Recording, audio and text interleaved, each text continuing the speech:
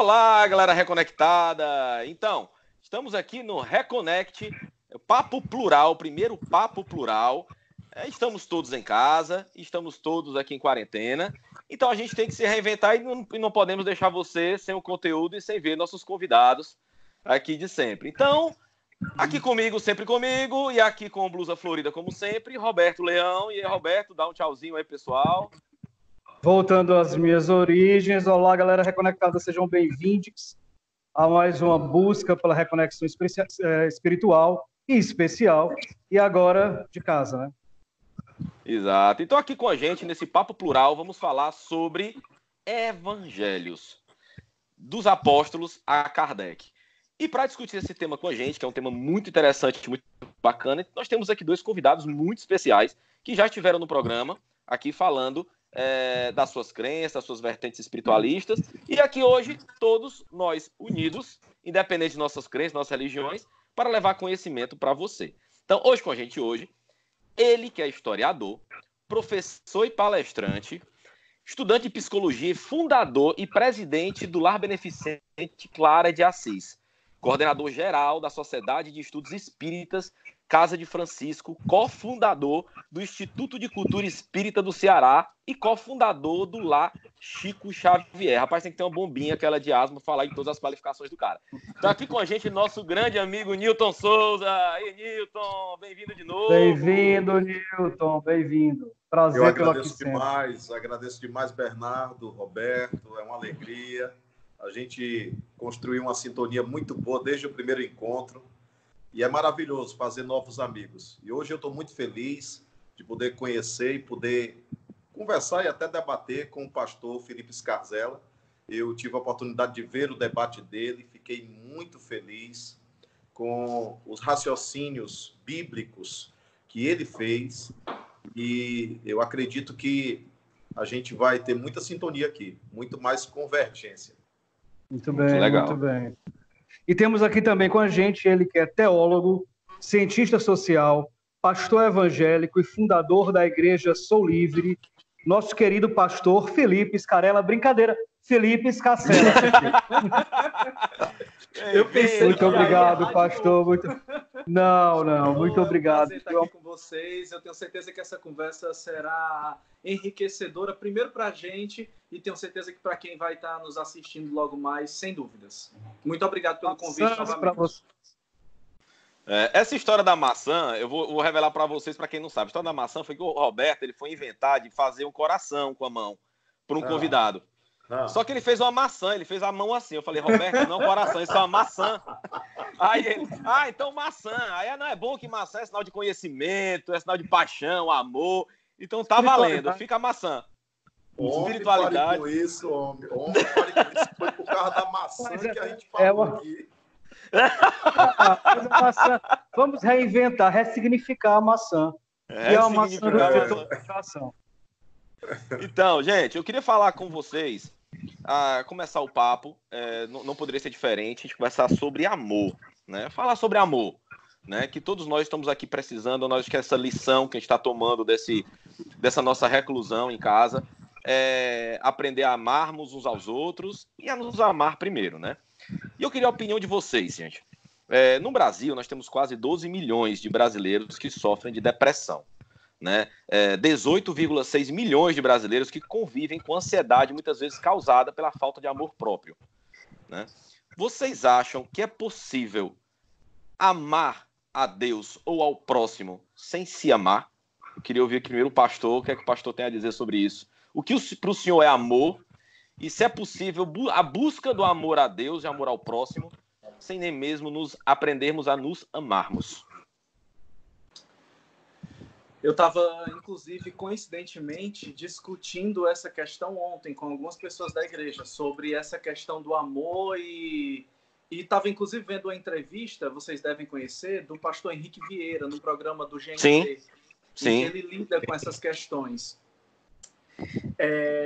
Primeiro que eu entendo o amor como a essência de Deus. A Bíblia, né, meu livro de fé e prática, diz que Deus é amor e quem não ama não conhece a Deus. E se alguém não ama e diz que conhece a Deus, é um mentiroso.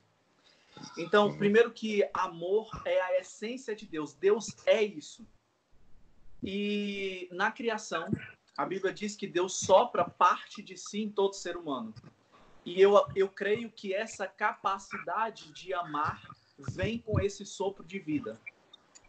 A Bíblia diz que nós não temos nem a capacidade natural de amarmos a Deus. O homem natural não tem a capacidade de amar a Deus, que esse amor a Deus é um presente do Espírito Santo para o homem. O amor a Deus. Assim é com todo tipo de amor. Assim é com o amor ao próximo, assim é com o amor a mim mesmo. Quando Jesus fala, ama o teu próximo como a ti mesmo, ele não Tiago, tá né? falando... Tiago, eu acho que é Tiago, né, que fala isso. Não, no próprio Evangelho, Tiago usa esse texto repetindo ame ao próximo como a si mesmo, né?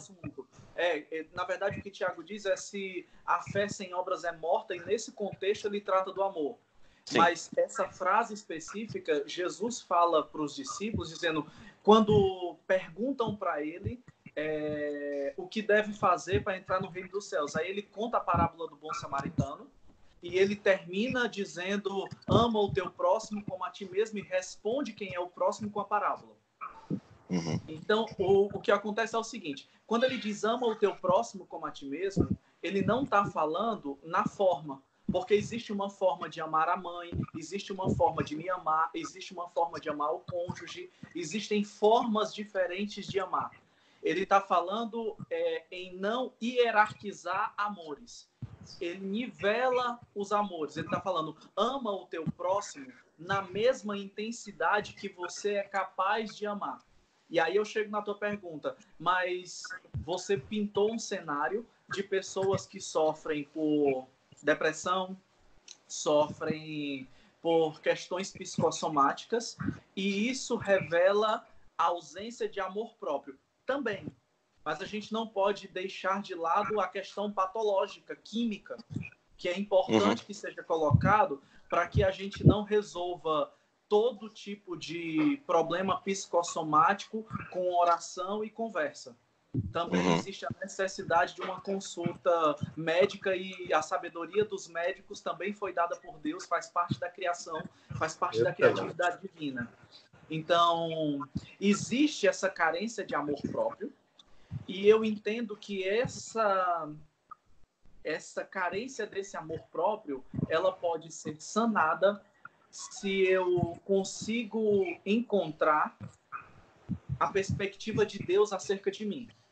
Ontem eu estava orando por uma pessoa sobre isso. É uma pessoa que tem dificuldade de se enxergar como alguém de valor. E a minha oração só pode ser uma. Eu quero que você se enxergue como Deus te enxerga. Porque se a gente conseguir se enxergar como Deus nos enxerga, não existe nenhuma possibilidade de não sermos apaixonados pela nossa própria existência, e aí pela existência do outro também, que é parte de mim. É por aí, acho que é isso. Newton, só complementando a pergunta, existe amor sem cura? O que eu quero dizer é, uma pessoa que está doente espiritualmente, que tem sentimentos que adoecem, ela consegue curar esses sentimentos amando o outro, ou deve partir de si mesmo? A gente tem que primeiro se trabalhar para poder conseguir amar o outro. Tem um verso do Gênesis que eu gosto muito, que é Gênesis 26, 1:26, em que a gente descobre que Deus nos fez antes do barro. Se Deus nos fez antes do barro, Deus nos produziu onde? O barro não existia ainda. Quando você vê a sequência dos versos em Gênesis, você nota que primeiro Deus criou o ser humano. Mas onde ele criou o ser humano? Se o barro foi feito somente depois. E se somente depois ele sopra no barro. Na visão simbólica, na perspectiva mitológica hebraica, isso fica muito claro para mim que Deus nos fez nele e dele. Significa dizer que a nossa essência é divina. Nós não somos o próprio Deus, porque somos criatura dele, somos criação dele. Mas a nossa essência veio dele. E nele nós fomos formados, nós fomos formulados. Se a gente perceber essa identidade, a gente percebe nosso valor e propósito no mundo, na terra, na vida. Nós começamos a perceber que o que há em nós é indestrutível. Tenta imaginar você assassinar, você suicidar uma essência que é teluricamente divina. Se ele nos sobrou, se ele sobrou, quando a gente sopra o que há dentro de nós. Se ele nos soprou, isso é indestrutível. Essa essência, esse sopro divino que nos fez alma vivente no mundo, faz com que nós sejamos todos especiais. Por que será que Jesus então disse, ama o teu próximo como a ti mesmo? Porque ele estava fazendo exatamente a triangulação dessa essência divina. Eu não posso dizer que amo a Deus, o pastor estava dizendo logo no início, eu não posso dizer que amo a Deus se eu não amo o próximo. Jesus disse assim, você é um mentiroso. Como é que você pode dizer que ama a Deus que não vê, se você não ama o teu próximo que você vê? Uma coisa é certa, amar é que dá sentido à vida. Digo mais, amar mais do que ser amado é que dá sentido à vida. Se você parar para pensar em toda a trajetória de Jesus, a trajetória dele foi de nos amar. O propósito maior de Jesus foi nos amar e ensinar que em amando uns aos outros, nós somos plenos. É isso que dá sentido à vida. Mas é possível amar o outro sem se amar, Newton? Estando doente, estando... No sentido de que você não tem aquele amor no seu coração por você mesmo, pela sua existência, pela sua divindade. Eu concordo plenamente com o pastor Felipe quando ele falou das necessidades em relação à psiquiatria, a um acompanhamento psicológico, porque somente a oração não vai ser suficiente. Mas eu tenho certeza que a oração, ela vai sim, ela vai alterar o mapa neural da pessoa. Existem mapas neurais que nós formulamos a partir de nossas crenças, comportamentos, nossos impulsos. Esses mapas neurais, eles podem ser alterados, sim, por meio da fé, por meio da oração. Existem pesquisas que falam da fé no que tange ao indivíduo dialogar com as próprias células. Quando o indivíduo faz essa conexão com Deus, ele está resgatando essa essência divina dentro dele. Quando a gente se reconecta com Deus, quando a gente, através da oração, cria essa ponte, digamos em termos mais espírita, essa ponte fluídica, essa conexão divina, porque os fluidos são o halo de comunicação entre a mente divina e a nossa mente. Quando a gente entra nessa sintonia, nós nos abastecemos dessa identidade e desse propósito. Então, como eu não vou amar o outro se Deus é o outro? Namastê, lembra da expressão hindu? O Deus que há em mim cumprimenta o Deus que há em você. É óbvio que você não é Deus se eu não sou Deus, porque eu sou efeito, eu não sou causa. Deus é protocausa. Aristóteles chamava de motor imóvel. É a causa incausada, a causa primordial, o incognoscível. Os hebreus chamam de o inominável. Yahvé não é efetivamente o nome de Deus. Se você estudar a Cabalá hebraica, a ciência secreta dos hebreus, que Nicodemos, que conversou com Jesus, dominava, você vai perceber que ele sabia muito bem que o nome de Deus não existe. Deus é inominável porque não há nada que se compare a ele. Por que que Moisés conversou com a sarça ardente em fogo? Porque o fogo não tem forma. Deus, na verdade, não tem forma. A grande confusão que hoje existe nas religiões convencionais é essa coisa de tentar humanizar Deus e antropomorfizar Deus.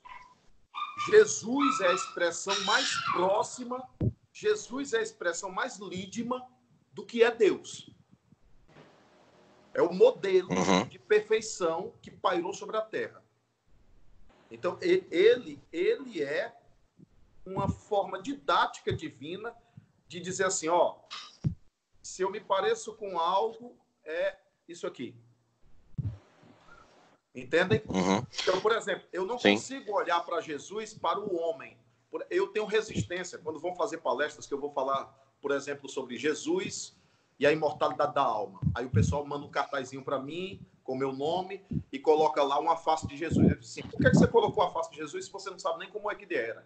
Você não sabe nem como ele era. Ninguém sabe como Jesus era. E é bom não saber como era o rosto dele mesmo, não. Sabe por quê? Porque ele não é o rosto, ele não é uma persona. Ele é a mensagem. Ele é a palavra viva. Ele é a mensagem viva entre nós. Então, Roberto, eu tenho que te amar, sabe por quê? Porque você foi soprado por Deus. Você veio de Deus. Como não te amar, então? Como é que eu posso dizer que amo a Deus se eu não te amar? O caminho para eu amar a Deus é amar você. Amar o Bernardo. Amar o pastor Felipe. E assim sucessivamente. Aí vai pro... Amar é o verdadeiro propósito. É só você aí eu vou pegar que você ama. O Bernardo estava me falando esses dias que brincou muito com o filho. É maravilhoso você poder acompanhar o crescimento de um filho. Do mesmo jeito Deus com a gente. Aí eu pergunto aqui, complementando, depois eu volto para você, Newton, pedir aqui para o pastor Felipe. Nós estamos falando de amor, né? Amor em sua forma literal, como diz como está lá nos significados na internet, que o pessoal pode ver, ou no dicionário, é algo incondicional, ou seja, não se tem condição para amar, né? Você não condiciona o amor. E segundo o psicólogo Erich Fromm, ele diz que o amor ele não simplesmente nasce, mas ele precisa acontecer, ele precisa ser aprendido, ele precisa ser trabalhado, né? Você precisa aprender a amar. O que é que o senhor acha disso, pastor?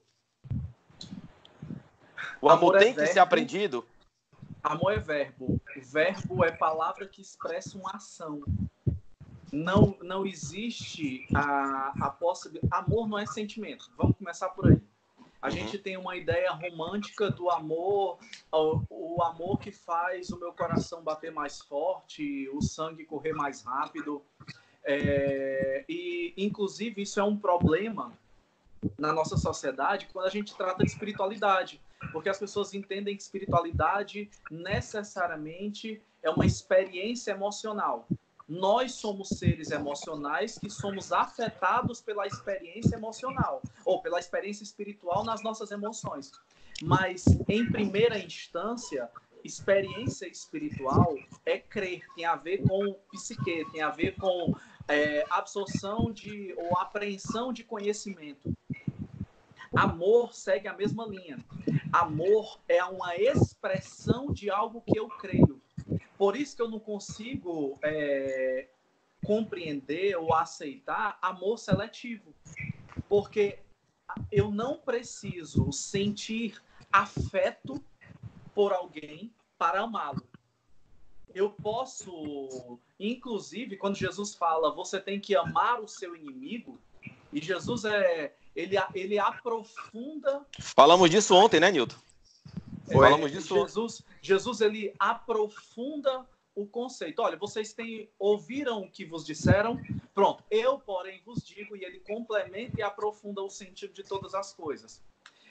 Jesus diz, olha, vocês foram ensinados que vocês devem amar quem amam vocês e bem a quem vos fazem bem. Reciprocidade. Eu, porém, vos digo que vocês devem abençoar os que vos perseguem e amar aqueles que vos amaldiçoam. Jesus não está dizendo que eu preciso sentir afeto por pessoas que me fazem mal. Ele está dizendo que eu não tenho o direito de desumanizá-las. Ou seja, eu não tenho o direito de enxergá-las como alguém mais indigno ou menos digno do amor e do cuidado de Deus e de uma punição mais severa do que eu deveria ter. Amar nivelar os homens. Quando o Romanos diz isso, Paulo diz isso, quando diz assim, olha, em Cristo todos nós fomos nivelados. Não existe grego nem judeu, não existe gentil, não existem homem nem mulher. Amor é isso. Amor nivela as pessoas. Amor faz com que as pessoas possam ser enxergadas como são, como imagem e semelhança de Deus, como parte do eterno. Como nós não somos eternos, nós somos infinitos, né? Porque nós temos um começo, só Deus é eterno, mas nós precisamos enxergar essa partícula de eternidade no outro. Eu estava vindo de uma cidade, vindo de Horizonte esses dias, antes da quarentena, aliás, assim que a quarentena começou, precisei resolver umas coisas lá, estava voltando, e estava no carro, e uma pessoa dentro do carro, que é uma pessoa que eu amo muito e tenho muito afeto, né, as duas coisas, passou em frente à casa de detenção e disse assim, seria bom que esse corona entrasse só aqui dentro, é bom que matava tudinho. E na mesma hora, aquilo mexeu muito comigo. E eu disse, como assim? Como assim? Quer dizer que o coração que domingo estava na igreja de mão levantada, adorando, dando glória a Deus, hoje constrói mentalmente a ideia de uma arma biológica para exterminar pessoas. Eu estou me lembrando de Dimas. Eu estou lembrando de Dimas. Como? Estou lembrando de Dimas. Jesus Sim. Ao lado de Dimas. Sim, sim, sim. Pastor, deixa eu só uma colocação para eu lembrei disso, inclusive eu citei essa situação na mesma hora e lembrei de uma história que o Evangelho de João narra com mais clareza, quando os discípulos querem entrar numa cidade, não são bem recebidos, e eles voltam para Jesus e dizem assim, Senhor, eles não quiseram receber a gente. Aí Pedro fala, o Senhor quer que a gente ore agora para descer fogo do céu e consumir essa cidade? Jesus repreende imediatamente a atitude de Pedro. Porque Jesus, ele é, como o professor Newton acabou de dizer, ele é a exata manifestação de Deus. É a tradução de Deus para o nosso idioma humano. A gente não tem capacidade de compreender Deus e Jesus é o Google Translate do Senhor para a gente compreender. Pastor, deixa eu compreender uma coisa que o senhor falou. O senhor falou sobre a horizontalidade, de que todos são expressão divina, mas se todos são expressão divina, se existe essa necessidade de amor de forma horizontal, compreendendo todos como relativamente iguais, na verdade, né, dentro das suas diferenças. Sim. Por que tantas expressões de religiosidade e de espiritualidade trabalham com julgamento e perdão? Religião, isso foi algo até que a gente começou a conversar na minha primeira participação. A gente não pode confundir o ideal de Deus, né, a vivência da espiritualidade ideal com as expressões religiosas. Expressões religiosas, necessariamente, elas passam pelo humano e elas carregam muito do que é humano. A religião tem, assim como a vida, assim como nós temos parte de Deus, nós temos parte da essência de Deus, mas nós temos questões que fazem parte da minha pessoa, da minha individualidade. E isso se mistura com o que é Deus, ao ponto de que a gente tem dificuldade de separar o que é o Felipe e o que é Deus, o que é o Espírito Santo e o que é a pessoa Felipe Scarcella. Da mesma forma, a religião. A religião, ela é uma tentativa humana de reconectar-se, aí é bom que a gente está no programa certo, de reconectar-se a Deus. Essa tentativa humana, ela está sujeita a todas as falhas, as dualidades, a nossa humanidade. Por isso que, e foi uma coisa que eu afirmei no programa, toda expressão religiosa é um esforço humano para acessar o imaterial, acessar Deus. Isso. Jesus é o esforço divino de acessar o homem. Por perfeito, isso que, perfeito. Enfim, é isso. O Newton, partindo desse... Queria falar um pouquinho sobre isso, porque a sintonia é muito grande com o que eu penso dentro da perspectiva espírita. o espiritismo... Tinha certeza disso. O espiritismo é uma ciência, filosofia, religião e se compõe como doutrina. Eu sinto uma dificuldade muito grande nesse aspecto, porque eu vou usar essa expressão e, por favor, eu queria que não me interpretassem mal ou como se fosse pedantismo. Normalmente, os próprios espíritas rebaixam o espiritismo à religião. Entendam por que eu estou usando a palavra rebaixa. Porque eu não posso definir o espiritismo por uma parte dele, por um aspecto dele, que na verdade é uma consequência. Quando Allan Kardec estudou as religiões, ele estudou um francês chamado Henri Bergson.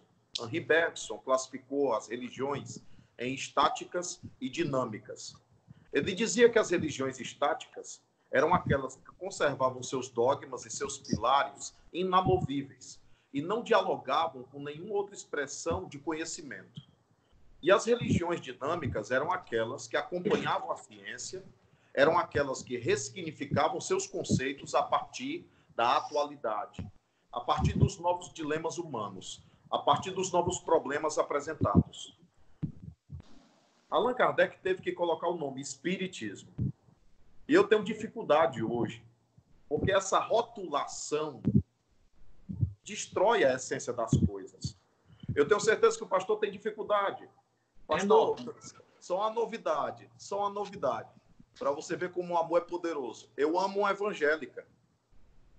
Eu sou espírita, mas amo uma evangélica. E ela também expressa esse amor a mim, independentemente de religião. E um dia foram perguntar para ela, um amigo meu espírita, pesquisador, foi perguntar para ela, mas qual é a igreja que você congrega? Ela disse, a igreja de Nosso Senhor Jesus Cristo. Aí, e onde é que fica essa igreja de Nosso Senhor Jesus Cristo? É por aí, é no mundo. Coração, né? Perfeito. É no coração. E ela, mas você não é evangélica? Ela disse assim, eu sou filha de Deus. Perfeito. Ou seja, a dificuldade que o pastor tem de desvincular de movimento. Eu também sinto a mesma dificuldade. Porque toda vida que você institucionaliza, é como se você assassinasse a essência das coisas. E você eliminasse a experiência. E aí o que acontece? Transferem para mim, que sou médium, a experiência. E viram criaturas passivas a me assistir numa palestra. Transferem para o pastor a experiência. E ficam passivos assistindo o culto. Quando Jesus está nos ensinando a autonomia, que brilhe a vossa luz, vós sois deuses, podeis fazer o que eu faço até muito mais. O reino dos céus está entre vós, está dentro de vós. Jesus estava todo o tempo falando e apontando para essa autonomia e, sobretudo, com a mulher no poço de Sicar. Eu penso que a maior lição de Jesus, onde ele revela qual é a sua proto-religião, digamos assim, é quando ele conversa com a mulher no poço de Sicar. Ele diz assim, dia virá e que não haverá templos.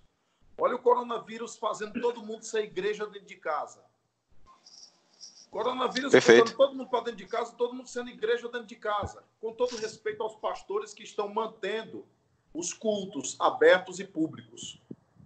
Respeito, mas mantendo a crítica, por favor, que é um absurdo.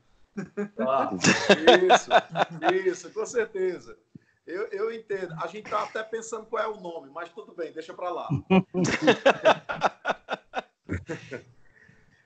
Mas Newton, em relação a tudo isso... Só para concluir. Olha como ele diz para ela. Ele diz assim, mulher, dia virá em que não haverá templo sobre a terra. E que o altar será o coração de cada homem. E Deus, que é espírito, só pode ser adorado em espírito e em verdade. Jesus disse ali, a própria palavra religião é equivocada. Religião vem de religar. Religarem. Uma coisa, o que é que está desligado de Deus? É a nossa insanidade humana que nos desliga de Deus. Falta de respeito. É a nossa ilusão material que nos desliga de Deus. Mas ele não está desligado de nada de nós. Ele permeia a tudo e a todos. Me permita só completar. O ideal de Deus está manifestado no Apocalipse. E a Bíblia diz que no Apocalipse de João, a cidade santa de Jerusalém, que desce do céu, a nova cidade, João procura templo e não há templos. É uma cidade sem templos, é uma cidade que só tem casas. Uma das coisas que a gente aprende na escola aqui na Soul é que pecado, a definição de pecado das religiões, ela é profundamente equivocada, porque a definição padrão de pecado é aquilo que me separa de Deus. Ora, a Bíblia diz que ele é tudo em todos e através de todos. E o poeta Davi, o rei Davi, diz que, Senhor, se eu fizer a minha cama no mais alto dos céus, tu estás. Se a minha cama for construída no Sheol, Sheol é o termo hebraico para inferno. No inferno, tu estás também. Onde me esconderei da tua presença? Não há absolutamente nada que nos desligue da presença de Deus, porque a presença de Deus permeia todas as coisas criadas. Então, eu quero corroborar com o que o professor... Agora, eu tenho uma pergunta para vocês dois, tá? Inclusive, essa pergunta eu resgatei da conversa aqui com o pastor Felipe Scarcella, né? Porque a gente tem o registro das pautas, podem acreditar. Eu resgatei... Somos organizados. Eu resgatei, eu fiz uma pequena adaptação, né? Vivemos no mundo plural, nós falamos aqui que religiões é a tentativa humana, né? Agora nós vemos também, Newton e Felipe, que algumas igrejas evangélicas, assim como algumas casas espíritas, né, são conhecidas por serem bem fervorosas e intolerantes, né, dentro da sua proporcionalidade, né, com algumas religiões ou com a manifestação de algumas entidades, vamos dizer assim, alguns espíritos, principalmente de origem tanto religiosa como espíritos de origem afro-brasileira, né? Como vocês dois, a gente falou de amor, a gente falou de respeito, a gente falou de religião, e eu queria que vocês me dissessem a opinião de vocês a respeito desse tipo de postura de algumas igrejas evangélicas e algumas casas espíritas que contrariam tudo que a gente falou até aqui. Mas não falem isso agora não, que a gente vai para um brevezinho comercial e volta já já.